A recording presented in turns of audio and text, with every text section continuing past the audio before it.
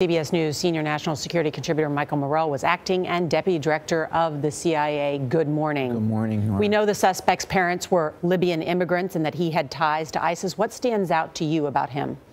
The fact that he traveled frequently to Libya. We know that ISIS is in Libya, once had a stronghold in Libya, so it's possible that he had ISIS contacts there. It's also possible that he traveled to Syria. They're still trying to figure that out. So I think that's what's important. He may have come into contact with ISIS. So this may be more of an ISIS-directed attack than just a lone wolf, self-radicalized attack. From behind the scenes, when they say raise the threat level as they have, what does that exactly mean? So there's 5 threat levels in the UK. Since 2014, they've been at the second highest level because of all the ISIS activity. What they did yesterday was to raise it to the highest level.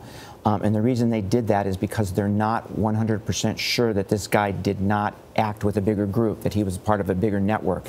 And until they figure that out, it's best to assume that he was, and therefore that more attacks might be coming.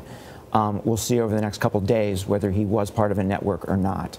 And what it means when they raise it to the highest level is that the military replaces the police in some of the most vulnerable areas. So that's what will actually change on the street. You know, one of the reasons I think this story is so painful and egregious is that many of the victims were young girls.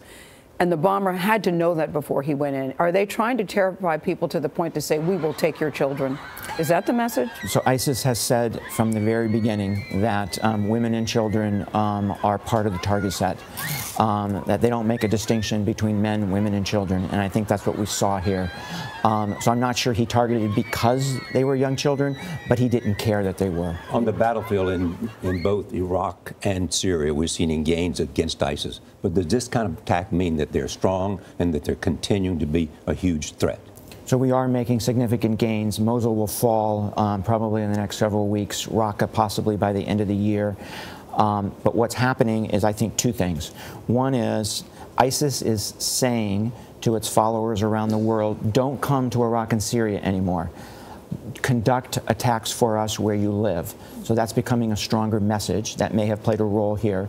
And then second is 7,000 people from Western Europe went to fight in Iraq and Syria. 2,000 have come home already. Some have died on the battlefield.